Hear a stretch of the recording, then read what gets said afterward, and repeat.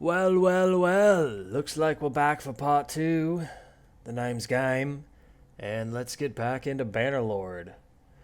The first part, we talked about creating our character and how to get started in the game. So I think here we will focus on making money because that is a huge portion of early game. And the first thing we're going to talk about that we didn't touch on last time is prisoners. So we got some looter prisoners here. 11 out of 17. The more troops you have, the more prisoners you can hold. And what you can do with prisoners is go to a city, go to the tavern district, and ransom your prisoners.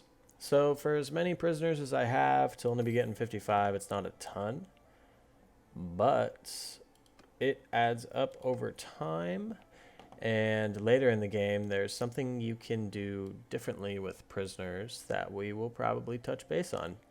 So another money-making tip is going into the town shops, looking for items priced low, and going to another city and selling them high. It's very tedious work.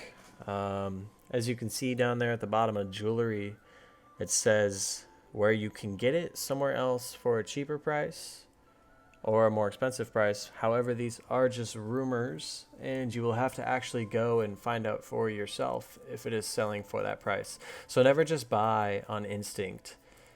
Like, let's say the roles were switched and this one cost 176 here and it was 241 at Phi-Kiln. You don't just want to buy it here and go to Phi-Kiln thinking that you're going to be able to sell it for 241 because it's not always true. We're not really going to go through that, but you get the idea. Just buy low, go somewhere else, sell high. Easy enough. And what we had talked about before as well, whenever you take on looters, you get all their loot, you sell it, you make money. So obviously we haven't done much since last game. I think I've gotten a few guys here and there. But in order to advance our money-making skills, we are going to need to upgrade our troops real quick. So we've got 14 troops ready to be upgraded. And we have the option of going into infantrymen or imperial archers. So I'm going to go with, let's see, 10 of them into infantry and 4 into archers. So now we've got kind of a base for an army, and we need to go around taking on looters, finding their loot, and then we will get to the next step on how to make money. Real money. Everything up until now has just been pennies compared to what this will net you in the future. So we'll be back. All right, we're back. We went around attacking looters, getting their loot, and we're going to jump into the next money-making venture, smithing. As I mentioned in the beginning of this video, smithing is the way to make money in this game. The way that it works, you need to first start out with hardwood, refine it down into charcoal, and then you can use charcoal to smelt weapons, to get ores, and so on and so forth. So first things first, we need to get hardwood. We will go trade, click on the miscellaneous tab, and they've got 8 hardwood. We're going to take all of it. Go back to the smithery and turn hardwood into charcoal. Okay, so we've got 4 charcoal, and here are some weapons that we got for some looters. If you look, you can see what each weapon will smelt down into. Pitchforks are always good because they give you wood. It's almost like a positive investment. Same with wooden hammers. Use your wood to get charcoal, and you smelt these down to get more wood, to get more charcoal, so on and so forth. It's a good way to level up in the beginning. Okay, so as you see, we've unlocked quite a few parts. If we go into Forge, we can see everything that we have, which is probably nothing right now. Yep, so just one thing there for the blade, one thing there for the guard, one handle, and one pommel. So basically, we can start making swords already. But one thing to note is you have energy. So smithy stamina, 36 out of 100. You can only do so much in so little time. But you just wait here for some time, give it about 24 hours, and you should be back up to 100. It's tedious. It takes a while in the beginning, but oh boy, is it worth it. This is also the only way that I've noticed you can get two-handed weapons. Two-handed swords, I should say. The couple of times that I've played through, I have not found two-handed swords in the shop. I always had to make them myself. Okay, so if we just go into randomize a weapon, you'll see over here the difficulty compared to our current level. Doesn't really matter too much in the beginning. One thing that I have noticed though in creating weapons is size matters. You'll see that in the stats. So merchants value stats over everything. It doesn't matter if there's debuffs to it or anything. As long as the stats are up there, the merchants will pay a high price for it. So I just go around finding the best zone to put each weapon at, or each piece to the weapon at. Let's see, thrust speed, we'll keep that up. And each one is different, so you'll have to try a combination to figure out which one gets you the most money, because obviously that's what this is all about.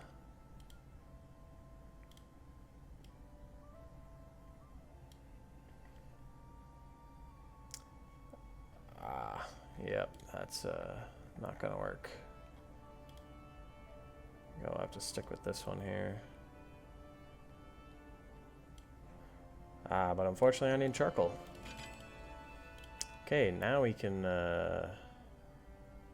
still not make our sword. I should really pay more attention. So we can refine some crude iron down into some wrought iron, which is what we need to craft this sword, or we can just see if there is a combination that works for us. So this takes 3 wrought iron alone. Unfortunately, there's not going to be. That should be good. We just need wood. Oh, of course we do. There's not going to be any wood here. I already bought it all.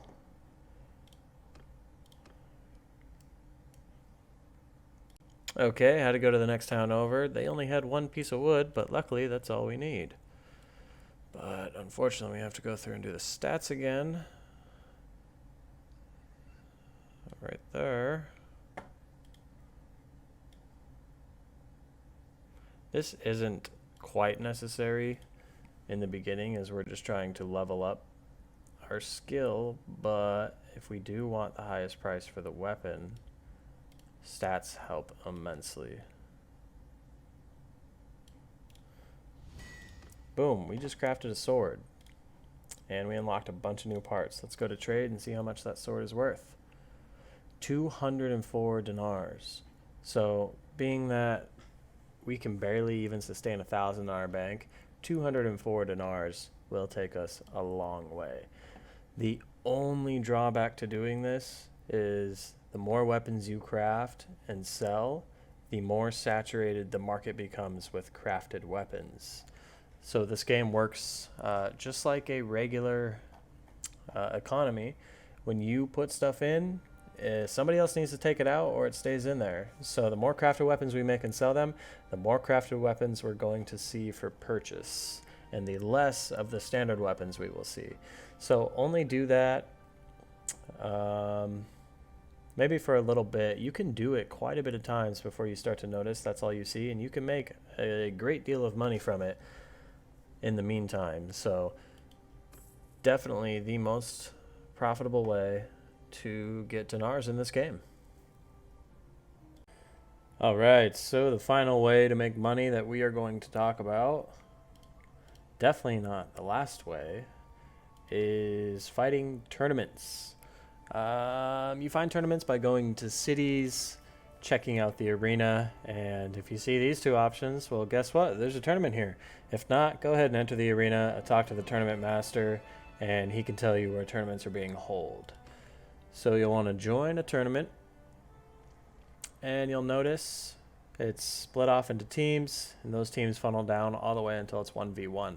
The prize here looks like it's going to be a pretty sweet helmet. It's armor tier 4, head armor 27. That is far greater than any piece of armor that we have right now. And looks like they're going to go first. We'll skip that round.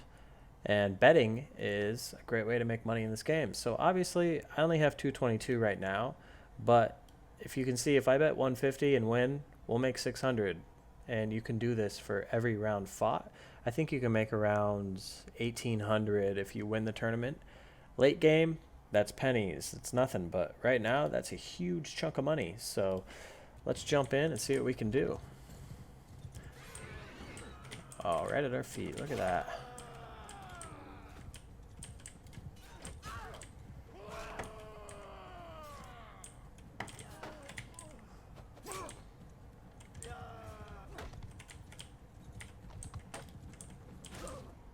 So we want to let our teammates do a lot of the work.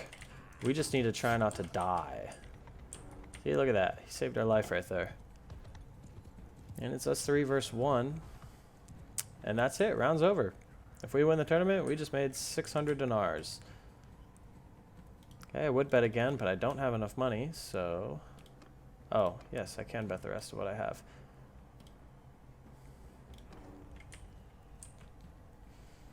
One v1 free for all.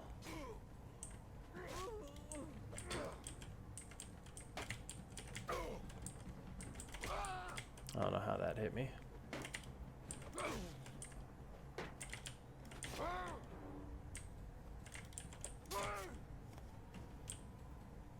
This is getting dicey.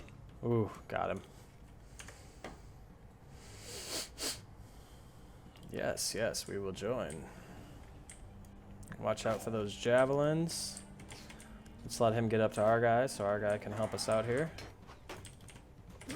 We can just kind of cheaply hit him on the side while our guy takes the damage, and we'll do the same for him now.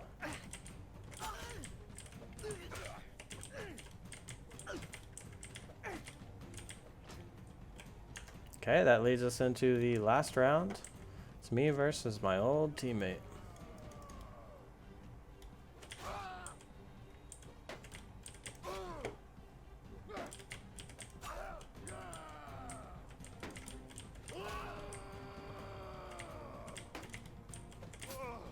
There we have it.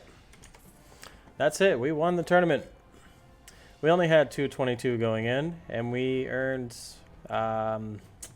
about 580, 590 off of it, but we also got this sweet helmet that I don't think we can equip at this point in time, so let's go see how much we can get for that.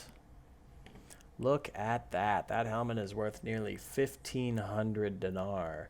We can't equip it though, and we are going to need it, so we will keep it. But as you can see, there are plenty of ways to make money in this game. It's very simple, very easy mechanics. It's just a matter of figuring it all out. So I hope you have learned something from this video, and I will see you next time.